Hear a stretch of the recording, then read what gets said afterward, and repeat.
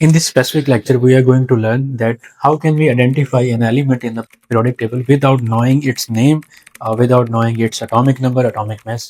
हमें ये सारी चीजें अगर नहीं पता तो फिर भी हम एक एलिमेंट को मॉडर्न periodic टेबल में कैसे लोकेट कर सकते हैं, दैट्स ऑल। हमें सिर्फ दो चीजें बताई गई हैं कि एक एलिमेंट है आपके पास एक्स है और आपने उसको लोकेट करना periodic टेबल में, वो पीरियड 3 से बिलोंग करता है और ग्रुप नंबर 3 या 13 से बिलोंग करता है। मॉडर्न periodic टेबल के नंबर अकॉर्डिंग हम इसको ग्रुप 13 कहेंगे, ओल्ड के मुताबिक हम इसको ग्रुप नंबर 3 कहेंगे। तो अब सबसे पहले आपको पता होना चाहिए कि हम ये जहाँ पे जो इन्फॉर्मेशन मिली है पीरियड 3 का मतलब है पीरियड नंबर शो करता है number of shells in atom, कि उस एटम के पास शेल्स कितने होंगे। नंबर ऑफ शेल इसके पास 3 हो गए, तो 3 शेल का मतलब है फर्स्ट शेल के, सेकंड शेल एल और थर्ड शेल एम। 3 शेल है इसके पास। ग्रुप नंबर आपको बताएगा कि इसके वैलेंस शेल में कितने इलेक्ट्रॉन है, तो वैलेंस शेल ग्रुप 13 या 3 में 3 इलेक्ट्रॉन्स होते हैं, तो इसका मतलब एम शेल में 3 इलेक्ट्रॉन्स है। अब याद रखें कि एक नया शेल तब बनता है जब ऑलरेडी जो शेल मौजूद हो वो फिल हो जाए। तो अगर एम शेल में 3 इलेक्ट्रॉन है तो इसका मतलब ये फिल हो चुके हैं। तो एल शेल में वी नो दैट 8 इलेक्ट्रॉन आते हैं और के शेल में आपके पास 2 इलेक्ट्रॉन्स आते हैं। तो अगर हम इन इलेक्ट्रॉन्स को ऐड करते हैं तो हमारे पास एटम का एटॉमिक नंबर आ जाएगा। ये है हमारे पास total 13 and we know that very well कि हमारे पास पीरियोडिक टेबल में जिस एटम का एटॉमिक नंबर है वो 13 है, वो एल्यूमिनियम है। अब हमने जस्ट इस इंफॉर्मेशन से कि एक एलिमेंट किस पीरियड में है ग्रुप में, अगर उससे वे हमें पता हो तो हम एक एलिमेंट को आसानी से पीरियोडिक टेबल में लोकेट कर सकते हैं और उसकी इलेक्ट्रॉनिक कॉन्फ़िगरेशन भी लिख सकते हैं।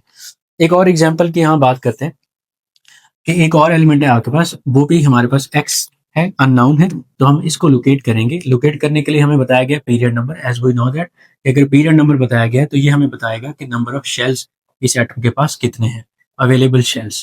तो इसके पास अवेलेबल शेल्स हैं 2, तो फर्स्ट शेल के और दूसरा शेल आपके पास एल।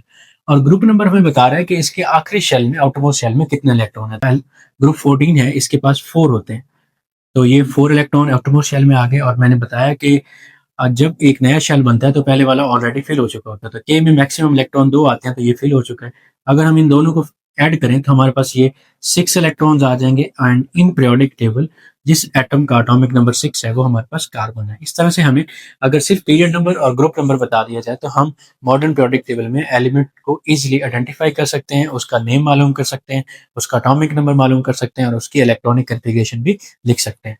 हम इसके इलेक्ट्रॉनिक कॉन्फ़िगरेशन अगर लिखना चाहें तो हमें पता है के शेल जो है, अगर के और एल शेल देखे जाएँ, के शेल में सिर्फ एक सब शेल होता है जो कि एस है, क्योंकि पहले शेल में है तो ये 1s कहलाएगा और के में इलेक्ट्रॉन कितने हैं 2, तो यहाँ पे हम 2 लिख देते हैं। और एल शेल में 2 सब शेल होते हैं, sp और pp, क्योंकि ये दूसरे शेल के हैं, एल शेल सेकंड शेल को कहते हैं, तो इसलिए इसके साथ हम 2 लिखेंगे। और इनके अंदर जो इलेक्ट्रॉन हमारे पास अवेलेबल है 4, एस में 2 इलेक्ट्रॉन आ जाएंगे और पी में 2। तो ये हमने उसी इंफॉर्मेशन से जो कि हमें पीरियड नंबर और ग्रुप नंबर से मिली, उसी से हमने इसकी इलेक्ट्रॉनिक कॉन्फ़िगरेशन भी इजीली लिख ली।